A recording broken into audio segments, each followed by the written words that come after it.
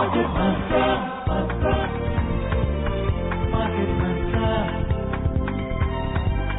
Market Mantra, Market Mantra, Market Mantra, Mantra, Market Mantra, Mantra. Welcome to this Monday edition of Market Mantra, the program in which we give you a complete update on the economic news of the day. And today we will also be taking calls from you on any queries that you may have on economic, business and stock market news. But do remember that we don't address company-specific queries. You can call us on 2331-4444, 2371-7106 and 2371-7117. I am Kamal Saxena and with me is my co-anchor in Hindi, Vishal Sharma. नमस्कार, market मंत्र में आप सभी का स्वागत। आधे घंटे के इस कार्यक्रम में होंगे ताजा आर्थिक समाचार। प्रत्येक सोमवार की तरह आपके सवाल भी आज कार्यक्रम में हम शामिल करेंगे। आर्थिक, व्यापारिक और शेयर बाजार से जुड़े किसी भी विषय पर आप प्रश्न पूछ सकते हैं। बस ख्याल इस बात का रखें कि हम किसी विशेष कंपनी या स्टॉक के बारे में कार्यक्रम में आपको जानकारी नहीं दे पाएंगे। कमल ने अभी नंबर बताए, मैं एक बार फिर दोहरा देते हैं, 23314444, 23717106 और तीसरा नंबर है 23717117। इन नंबरों पर फोन करके आप सवाल पूछ सकते हैं। प्रमुख खबरों पर चर्चा और सवालों के जवाब देने के लिए आज हमारे साथ ऑनलाइन जुड़ गई हैं आर्थिक विशेषज्ञ यामिनी अग्रवाल। यामिनी नमस्कार, कार्यक्रम में आपका स्वागत। नमस्कार, धन्यवाद। और हेडलाइंस के साथ है कमल Saxena. CBIC sanctions GST refund claims worth 11,052 crore rupees to ensure liquidity during the lockdown. HDFC Limited reports 10% decline in consolidated profits for fourth quarter ended 31st of March. And Asian stocks close with gains amid souring relations between China and the United States. केंद्रीय अप्रत्यक्ष कर board CBIC ने lockdown के दौरान नकदी की उपलब्धता बनाए रखने के लिए 11,052 करोड़ रुपए के GST रिफंड दावों का निपटान किया। आवासीय वित्त कंपनी HDFC लिमिटेड के 31 मार्च को समाप्त चौथी तिमाही में समेकित लाभ में 10% की कमी और चीन और अमेरिका के बिगड़ते संबंधों के बीच एशियाई बाजार बढ़त के साथ हुए बंद।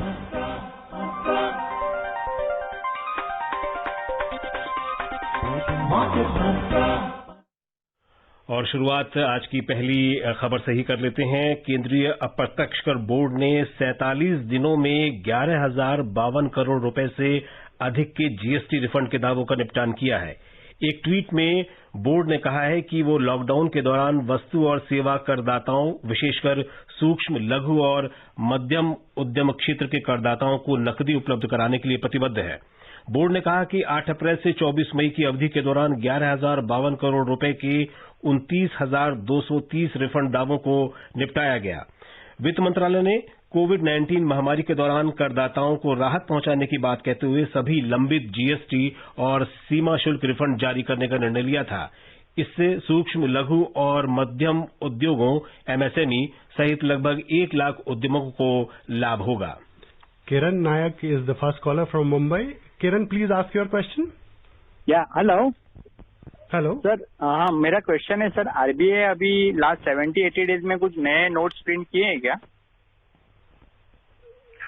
जी, ये कहना तो मुश्किल है कि अभी उन्होंने क्या प्रिंट किया है या नहीं, बट जितनी भी लिक्विडिटी को अवेलेबल कराने के लिए जरूरत है उसके लिए उन्होंने रीफाइनेंसिंग की फैसिलिटीज बैंक्स को दी है। जी यामिनी, यहाँ एक बहुत ही एक सामान्य सा एक सवाल मन में हर भारतीय के उठता है कि जब नकदी की समस्या इतनी हो रही है और कामगारों को इतनी परेशानी हो रही है, रोजगार नहीं है, तो जो रिजर्व बैंक जो है वो जरूरत से ज्यादा मतलब एक नोट छाप करके क्यों नहीं अर्थव्यवस्था को फिर से एक वो कर देता है, उसको एक नई गति दे सकता है और लोगों के पास जो पैसे की कमी है काम धंधे रुक जाने के चलते उसमें एक ये नोट छापने से उसको एक समाधान मिल सकता है। जी, नोट छापना कोई समाधान नहीं हो सकता, क्योंकि अगर नोट छापते हैं तो उससे जो मनी सप्लाई है, जो लोगों के पास पैसा है, वो बढ़ जाएगा। और क्योंकि जो आवश्यकता की जरूरत की चीजें हैं वो एक लिमिटेड सप्लाई में है आपके पास, तो जैसे ही पैसा बढ़ेगा उन चीजों की कीमतें बढ़ जाएंगी और लोगों के पास उन्हें खरीदने की क्षमता कम हो जाएगी। तो इस तरीके से जो है मनी की सप्लाई बढ़ा करके और गुड्स एंड सर्विसेज की सप्लाई नहीं बढ़ते हुए देखते हुए ये माना जाता है कि सप्लाई बढ़ा करके कोई फायदा नहीं होगा, सिर्फ इन महंगाई का दर बढ़ाया जाएगा उससे। Satish is on phone line from Delhi. Satish, ask your question, please. Hello जी, नमस्कार जी। नमस्कार। और मेरा जो है वो बैंकों का जो फिक्स डिपॉजिट पे इंटरेस्ट मिलता है उसको लेके अभी शुक्रवार को रिजर्व बैंक ने रेपो रेट में 4.5 से 4% कर दिया। तो सर अभी जो ये 5.5% ब्याज मिलता है वो अब कम कर दिया, तो उससे भी कम हो जाएगा, 5 से भी नीचे आ जाएगा। तो मैडम से मेरा सवाल है कि मैडम भारत के जो 100 सालों का बैंकिंग इतिहास है, इसमें पहले भी कभी इंटरेस्ट कम हुआ या पहली बार हुआ? और दूसरा ये कि मैडम भारत के जो लोग हैं वो तो गरीब लोग हैं। भारत का आदमी तो जो गरीब आदमी वो बैंकों में सेविंग करता है कि भाई फिक्स डिपॉजिट में मुझे कुछ ब्याज मिल जाएगा। अगर ऐसे ही कम होता जाएगा तो वो बेचारा कहाँ इन्वेस्ट करेगा, क्योंकि उसको तो ना तो शेयर मार्केट का पता है, ना ही उसको म्यूचुअल फंड का। वो तो अपने बैंक में फिक्स डिपॉजिट जानता है। अब जी, फिक्स डिपॉजिट की दर जो है वो इस बात पे निर्भर करती है कि क्या आपके रेपो रेट रहते हैं या आपकी ओवरऑल इंटरेस्ट रेट यील्ड्स क्या रहती हैं। आपके इंटरेस्ट रेट को इसलिए कम किया जा रहा है ताकि लोग ज्यादा से ज्यादा लोन ले सकें या ज्यादा से ज्यादा पैसा मार्केट से उठा सकें और लगा सकें। ये भी कोशिश की जाती है कि कंजम्पशन को बढ़ाने के लिए इंटरेस्ट की दरों को कम किया जाए ताकि लोग खर्चा करें और जिससे इकोनॉमी आगे बढ़े। दरें अभी सबसे कम लेवल पर हैं। काफी सालों से ऐसा लेवल नहीं रहा है, ये काफी कम लेवल पे आ गई हैं। आपका दूसरा सवाल था कि अगर ये कम लेवल पे हैं तो ये बाकी लोग कहाँ इन्वेस्ट करें। अभी इन्वेस्टमेंट जो सेफ है वो बैंक में ही है। दर कम है पर यही एक अपॉर्चुनिटी अवेलेबल है, और नहीं तो निवेश करके इक्विटी मार्केट्स में या और किसी मार्केट्स में पैसा कमाया जा सकता है। Mushtaq is online from Delhi. Mushtaq, please ask your question. हाँ, yes sir, good evening sir and Eid मुबारक। ईद मुबारक। अच्छा, गवर्नमेंट कितना रुपया छाप सकती है? जितना सोना हो उतना ही तो छाप सकती है, जितना सोना है उससे ज्यादा अगर छापेंगे तो क्या होगा? अच्छा, थैंक यू।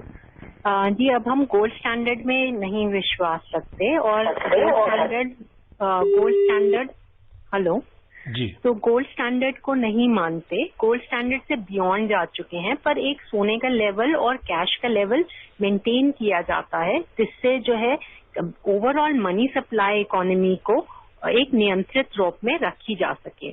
जो ओवरऑल कन्वर्टेबिलिटी है फिएट मनी की वो गोल्ड से निर्भर नहीं करती अभी। जी, मुंबई से प्रशांत हमारे अगले कॉलर हैं। Hello sir, my question is about home loan EMI moratorium, which recently it has been extended to 6 months. जी, But if I don't want to avail it, I want to pay the EMI. What is the procedure? Because bank has just stopped deducting EMI from my account, which used to happen. जी, Now I'm ready to pay, but still bank is deducting. So how do I deal with it? You just have to call your bank manager and tell him that you are willing to pay your EMI. Because if you don't pay your EMI, there would be an interest that would be charged on it. So all you need to do is you need to give an instruction to your bank that the EMI may be deducted from my account. Moving on, in more news, among corporate results, housing finance firm HDFC Limited today reported a 10% decline in consolidated profit, around 4,342 crore rupees for the fourth quarter of the last fiscal. The company's net profit was around 4,811 crore rupees in the January to March quarter of 2018-19 fiscal. HDFC Limited said in a regulatory filing, the board has proposed a dividend of 21 rupees per share of the face value of 2 rupees per unit. Ratnakar is joining in from Mumbai. Ratnakar, please ask your question. Hello, good evening sir. मेरा सवाल है कि अभी interest rate कम होने से bank sector के, private bank के share बढ़ सकते हैं क्या? और दूसरा सवाल है कि वो जो नोट छापने का जो सवाल अभी आया था, उसमें पहले तो ऐसे सुना था कि जितना नोट छापने का है उतना गोल्ड अलग रखता है गवर्नमेंट के पास, बैंक, रिजर्व बैंक, और बाद में नोट छपने के लिए उसके परमिशन मिलती है। ऐसा अभी भी चालू है क्या? नहीं जी, आपका पहला सवाल इंटरेस्ट रेट को लेकर था। उन्होंने कहा था कि क्या प्राइवेट बैंक के बढ़ सकते हैं? क्या मैं आप सवाल ठीक समझ रही हूँ? एग्जैक्टली। प्राइवेट बैंक्स में जो डिपॉजिट्स लेते हैं वो इस पे निर्भर करते हैं कि उनके पास कितना कैश है, और अगर कोई बैंक आपको मार्केट रेट से ज्यादा रेट दे रहा है तो वो एक बहुत अच्छी स्थिति नहीं होती। आपको उस समय कॉशियस होना चाहिए कि ये रेट बहुत ज्यादा ना हो। पर ऐसा होता है कि जब बैंक के पास पैसा नहीं होता तो वो रेट ज्यादा ऑफर करता है। आपका दूसरा सवाल है कि गोल्ड स्टैंडर्ड अभी लागू होता है या नहीं। जब पेपर करेंसी इशू हुई थी इनिशियली, जहां पे स्टार्ट की गई थी, तब एक गोल्ड स्टैंडर्ड मेंटेन किया गया था कि जितना गोल्ड है उसकी कन्वर्टेबिलिटी पर पेपर करेंसी इशू की गई थी, और आप उस पेपर करेंसी को ले जाकर के रिजर्व बैंक में या सेंट्रल बैंक में दे सकते थे और उसकी जगह गोल्ड ले सकते थे। अब वो कन्वर्टेबिलिटी नहीं है। आप जब प्रिंटिंग ऑफ मनी की जाती है तो वो एक गवर्नमेंट के फिस्कल डेफिसिट्स पे डिपेंड करती है कि कितना पैसा प्रिंट करना है और कितनी रिक्वायरमेंट है और कितना मनी सप्लाई मेंटेन करना है। जो अभी प्रेजेंट मॉनेटरी पॉलिसी की रिक्वायरमेंट है उसके हिसाब से हम टारगेटेड इन्फ्लेशन के बेसिस पर मनी सप्लाई मेंटेन करते हैं, और जिसके तहत आपका सीपीआई 4% के आसपास, 4 से 4% की 2% ऊपर और 2% नीचे तक मेंटेन किया जा सकता है। Ratnakar is waiting on phone line from Delhi. Ratnakar, please ask your question. Go ahead. Yeah, ma'am. What is viability gap funding in hospital project, and is any interest charged by the government? Viability gap funding is that what happens is when you bring about a project, there is a certain amount of funding which can be then the return on that can be identified, and that is what the particular funding would be given for. However, you may require more funds than what is being offered by the return itself. Then that difference is referred to as the viability gap funding. So the difference between what the return can offer on and the extra amount that is needed would be the viability funding. जी, विकल हमारे साथ phone line पर मौजूद हैं जम्मू से, सांबा से। Hello विकल। Hello जी। हाँ, नमस्कार सर। मेरा सवाल था, शेयर जैसे ओएनजीसी है, एसबीआई है जी, जो गवर्नमेंट रिलेटेड इंडस्ट्रीज हैं, इनके रेट अभी 30% से ज्यादा गिरे हुए हैं। तो मैं कंटिन्यूसली इनमें इन्वेस्ट कर रहा हूँ एवरेज आउट करने के लिए। ये राइट अप्रोच है क्या? मुझे अभी फिलहाल तो पैसे की इमीडिएटली जरूरत नहीं है, but down the line 6 month 8 month में रिकवरी चांसेस हैं क्या कि होल्ड किया जाए, यहीं पे रोक के रख लिया जाए? जी, मार्केट्स अभी काफी वॉलेटाइल हैं। अगर आप एसआईपी के मोड के थ्रू करते हैं तो आप एवरेजिंग कर रहे हैं, तो जिसके तहत इन्वेस्टमेंट अभी बाइंग की प्रोसेस में एक अच्छी इन्वेस्टमेंट मानी जा रही है, क्योंकि अभी मार्केट्स काफी लो है।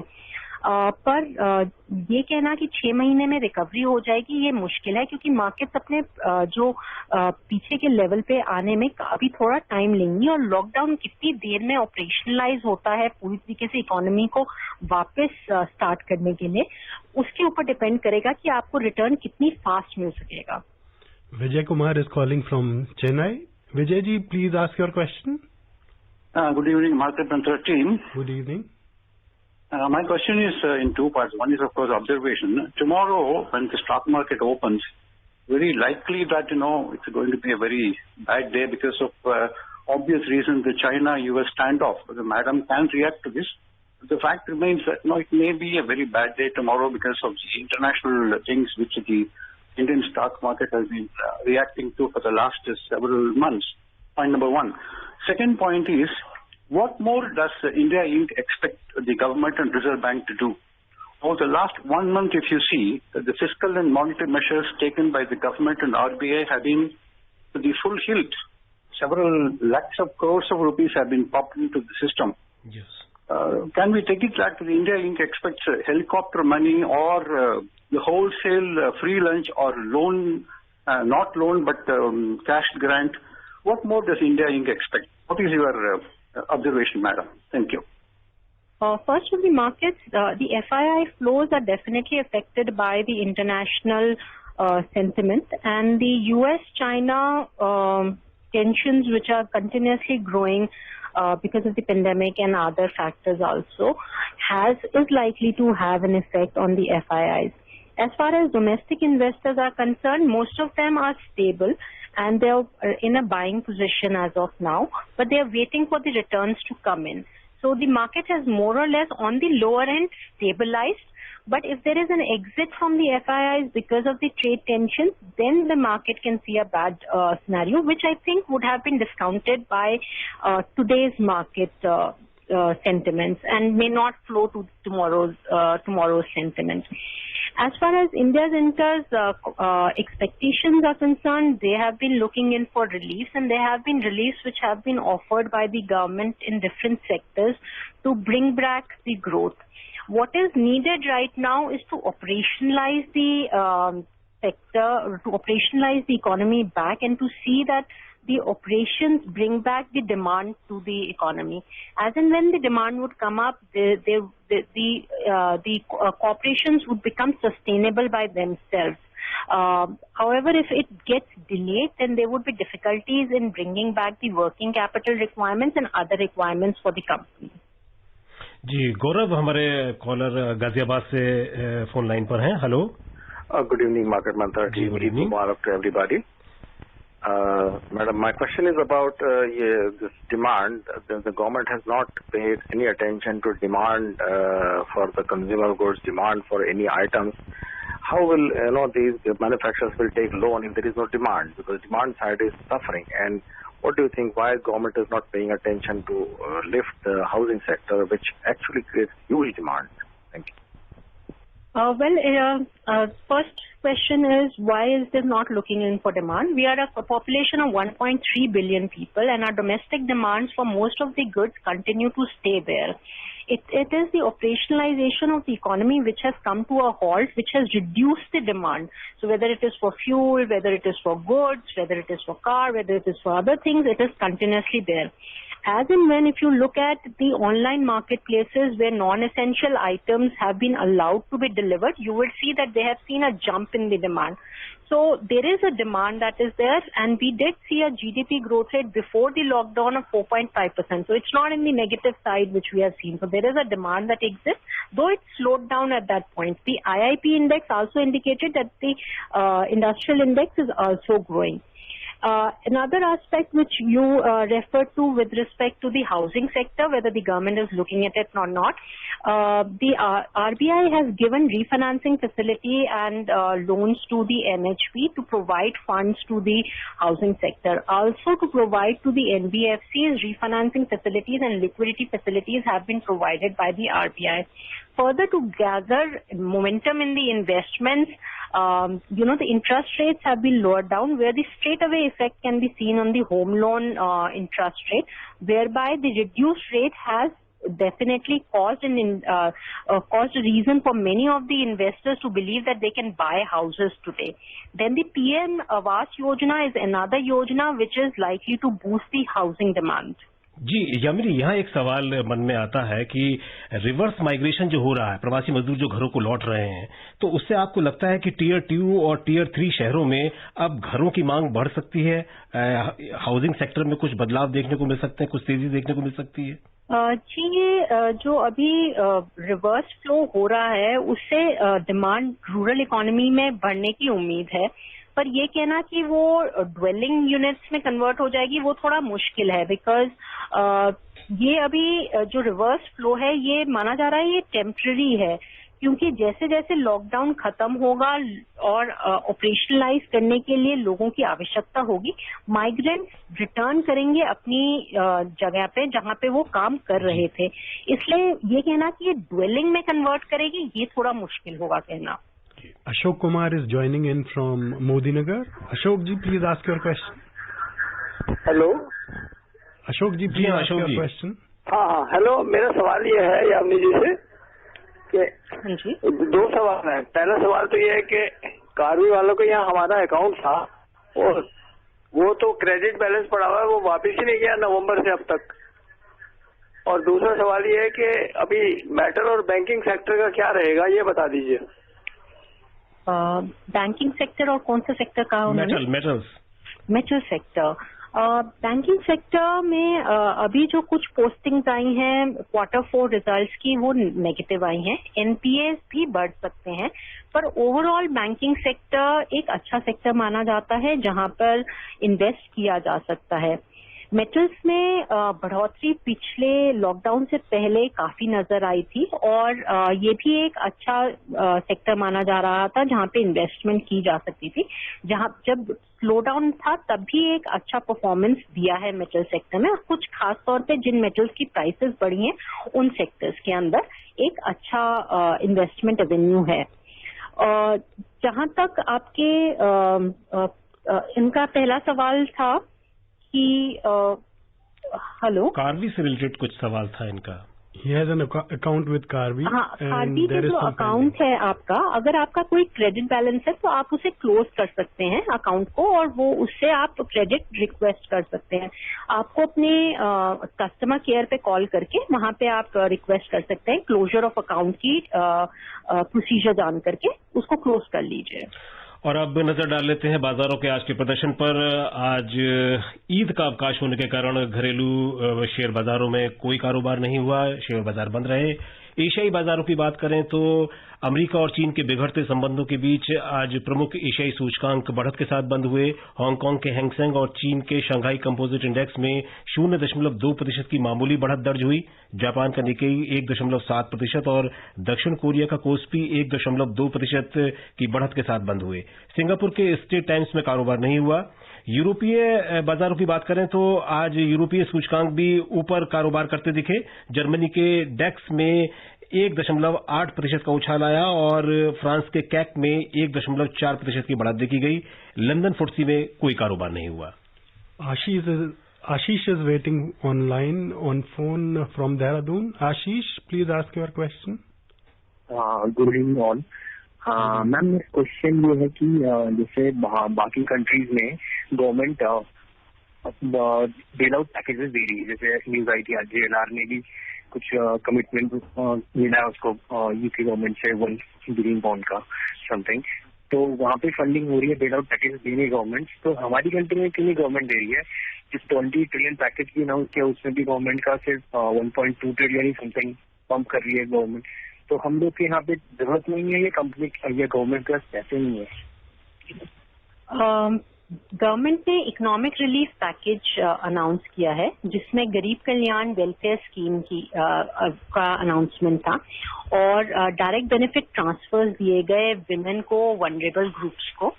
साथ के साथ ये कोशिश की गई कि जितने भी सेक्टर्स हैं उन तक पैसा पहुंचाया जाए, चाहे वो MSMEs हों, चाहे वो डिस्कॉम्स हों या आपके बाकी सेक्टर्स हैं। स्ट्रक्चरल रिफॉर्म्स को भी इंट्रोड्यूस किया गया। जो सेकेंड रिलीफ पैकेज आया था उसमें 20 लाख करोड़ की बात की गई है जो इकोनॉमिक स्टिमुलस के लिए दिया जा रहा है, जो 10% GDP का है। इकोनॉमिक रिलीफ वेवर्स के थ्रू नहीं दिया गया या फिर लोन वेवर्स के थ्रू नहीं दिया गया, ये कह सकते हैं, या फिर पैसे को बहुत ज्यादा बढ़ा करके नहीं दिया गया, पर राशन की सुविधाएं और सुविधाएं जो लोगों तक पहुंचाई गई हैं, चाहे वो श्रमिक ट्रेन के द्वारा हो या उन तक खाने के सामान पहुंचाने की हो, वो सारी सुविधाएं पहुंचाने की कोशिश की गई है। और ये कोशिश की गई है कि फिस्कल रिस्पॉन्सिबिलिटी को भी मेंटेन किया जाए ताकि इकोनॉमी को आगे आने वाले सत्रों में किसी बाहर की ताकत के आगे झुकना ना पड़े और लोन ना लेना पड़े और अपने सोवरेनिटी के साथ समझौता ना करना पड़े। जी, पुणे से हमारे अगले कॉलर हैं यक्ष जी। यक्ष, कार्यक्रम में स्वागत। हेलो जी हाँ, क्या सवाल है आपका? सर, मुझे जानना था कि अभी इंश्योरेंस सेक्टर बहुत ही इतनी तेजी से नहीं बढ़ रहा है, जैसे कि कुछ ICICI लोम्बार्ड शेयर है, GIC है, न्यू इंडिया एश्योरेंस है, उनमें पहले से कटौती है, बहुत सारी 33% से नीचे चल रहे हैं। तो आने वाले समय में जनरल इंश्योरेंस सेक्टर का क्या परफॉर्मेंस होगा, उसके बारे में कुछ बताएंगे। और ये जो डिसइन्वेस्टमेंट कर रही है गवर्नमेंट, जो पब्लिक सेक्टर कंपनीज में कर रही है, उसका इस मार्केट पे किस तरह मतलब अफेक्ट होगा या इफेक्ट होगा, यही जानना था सर। आपका पहला सवाल इंश्योरेंस सेक्टर को लेके है। इंश्योरेंस सेक्टर जो जनरल इंश्योरेंस है उसकी डिमांड कंटिन्यूसली रहेगी जिस एरियाज में जनरल इंश्योरेंस दिया जाता है। और अब क्योंकि उनके लिए प्रोडक्ट्स काफी बढ़ गए हैं तो एक पर्टिकुलर कंपनी में ग्रोथ नहीं नजर आती, पर बाकी सारे जितने प्रोडक्ट्स हैं उनमें हमें ग्रोथ नजर आ रही है। तो दूसरा सवाल था आपका कि जो है आपका डिसइन्वेस्टमेंट से रिलेटेड डिसइन्वेस्टमेंट है, वो आपकी जो डिसइन्वेस्टमेंट की पॉलिसी है वो कंटिन्यूसली फॉलो की जा रही है, जिसकी वजह से कैपिटल रिसीट जो है गवर्नमेंट की बढ़ने की उम्मीद है। डिसइन्वेस्टमेंट ये भी इसलिए लाया गया है क्योंकि जब से 1990 से हमने इकोनॉमिक रिफॉर्म प्रोसेस इनेबल किया था, तब से पीएसयू सेक्टर से गवर्नमेंट का स्टेक कम करने की बात रही है, ताकि गवर्नमेंट सिर्फ उन चीजों पे कंसंट्रेट करे जो प्राइवेट सेक्टर नहीं प्रोवाइड कर पा रहा। इसका असर सीधा सीधा ये पड़ेगा कि जो आपकी पब्लिक सेक्टर अंडरटेकिंग्स हैं उनको फ्रेश प्राइवेट हैंड्स मिलेंगे, जिससे उनकी एफिशिएंसी और ग्रोथ बढ़ेगी। Moving on in the program, crude oil prices today eased marginally on concerns over rising tensions between the United States and China over Beijing's plans to impose security laws on Hong Kong and the possibility of sanctions from Washington. Oil prices have risen sharply in recent weeks as an easing of coronavirus restrictions has led to increased demand. But the tensions between the United States and China are beginning to weigh on sentiment. In intraday trade, Brent crude prices were trading at $35.10 per barrel, while US crude prices were at $33.40 per barrel. In more news, in the international market, gold was trading lower at $1,747.40 per ounce. Silver prices were also down at $17.50 per ounce at the commodity exchange in New York. जी, दिल्ली से Sanjay phone line पर हैं। Hello. हाँ sir, मेरा प्रश्न ये है कि जो फार्मास्यूटिकल और एफएमसीजी सेक्टर के अलावा कौन से ऐसे उद्योग क्षेत्र हैं जिनके शेयरों में लंबी अवधि में निवेश करने के में हमें काफी अच्छा फायदा हो सकता है। इंफॉर्मेशन टेक्नोलॉजी एक ऐसा सेक्टर है जिसमें ग्रोथ मानी जा रही है। फिनटेक्स और डिजिटलाइजेशन से रिलेटेड जितने सेक्टर्स हैं उनमें भी काफी ग्रोथ की उम्मीद की जा रही है। बैंकिंग सेक्टर भी एक सेक्टर है जिसमें ग्रोथ आने वाले समय में होगी।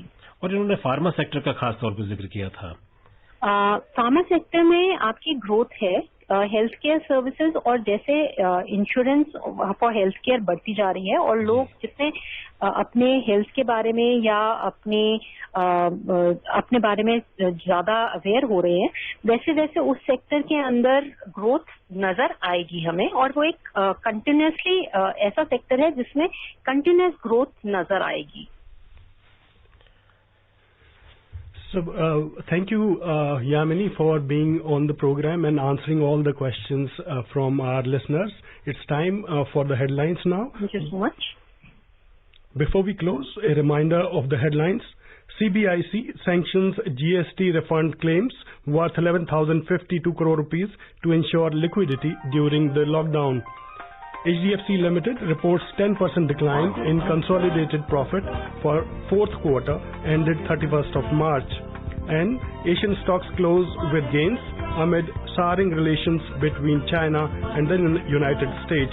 And that's it in this edition of Market Mantra. Namaskar.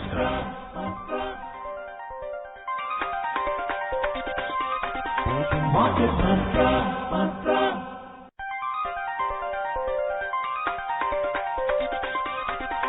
Market Mantra, Mantra.